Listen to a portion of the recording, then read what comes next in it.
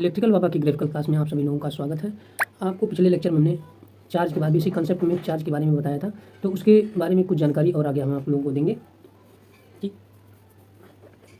कोई भी एटम हमारा ये है, तो कोई भी एटम जो है इलेक्ट्रॉन, प्रोटॉन तथा न्यूट्रॉन से मिलकर बना होता है।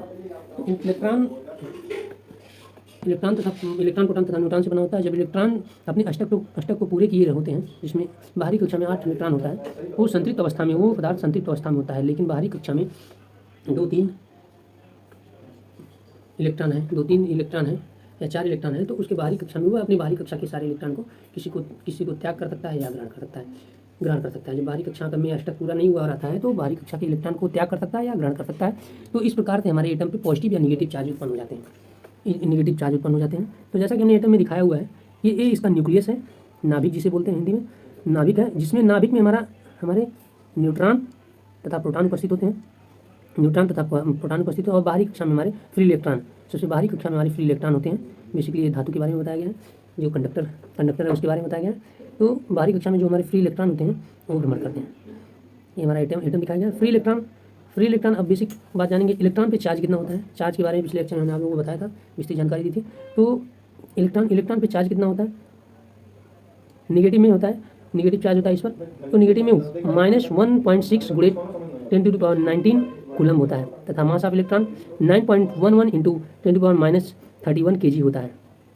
और दूसरा पार्ट हमारा होता है प्रोटॉन, क्योंकि कोई भी एटम इलेक्ट्रॉन, प्रोटॉन तथा न्यूट्रॉन से मिलकर बना होता है। तो इलेक्ट्रॉन पर हमारा निगेटिव चार्ज होता है, जैसे कि हमने आपको यहाँ पे बताया हुआ है। प्रोटॉन पे हमारा पॉजिटिव चार्ज होता है, और न्यूट्रॉन पे हमारा कोई चार्ज नहीं उपस्थित होता है। तो इलेक्ट्रॉन पे निगेटिव चार्ज होता है, लेकिन कितना होता है तो हम यहाँ ये देखेंगे। इलेक्ट्रॉन पे चार्ज होता है -1.6 × 10⁻19 कूलम, तथा मास कितना होता है, इलेक्ट्रॉन का द्रव्यमान कितना होता है, तो m = 9.11 × 10⁻31 kg। तथा प्रोटॉन पे चार्ज कितना होता है, तो प्रोटॉन पे पॉजिटिव 1.6 × 10⁻19 कूलम, और उसका प्रोटॉन का भार कितना होता है 1.67 × 10⁻22 kg।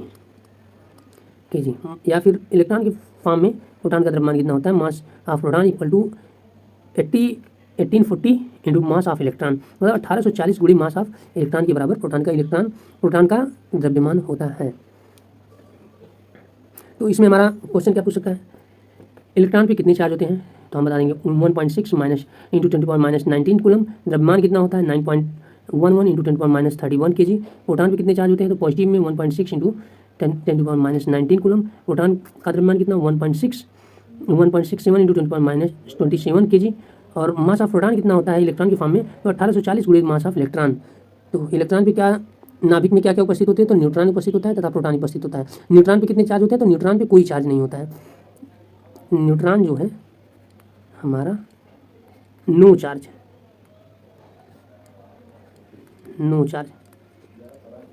तो ये थी बेसिक सी जानकारी। यदि आप हमारे चैनल को लाइक और सब्सक्राइब नहीं किए हैं तो सब्सक्राइब कर दीजिए, और लाइक भी कर दीजिए, और शेयर भी कर दीजिए। धन्यवाद। इलेक्ट्रिकल बाबा आपका हमेशा स्वागत करता रहेगा।